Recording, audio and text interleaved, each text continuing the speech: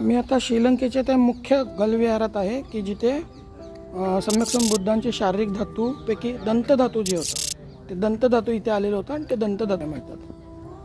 तर इथे तो हा स्तूप पाहायला मिळतो ज्याच्यामध्ये कधी काळी बुद्धांचा दंतधातू स्थापित होता। तो हा अत्यंत महत्त्वपूर्ण स्तूप आहे ज्या स्तूपाच्या भोवताली आपण प्रदक्षिणा घालतो।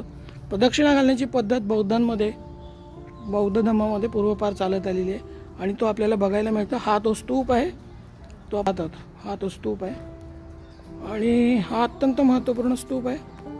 आणि इथे आपल्याला चारही दिशेंना चार बुद्धांच्या मूर्त्या पाहायला मिळतात, कारण चारही दिशेचा भिक्खू संघ यायला पाहिजे म्हणून चार दिशेंना हे चार बुद्धांच्या मूर्त्या बघायला मिळतात। इसवी सनाच्या पहिल्या शतकापर्यंत आपल्याला बुद्धांची मूर्ती दिसत नाही, तीच नंतरच्या काळामध्ये दिसायला सुरुवात होते आपल्याला।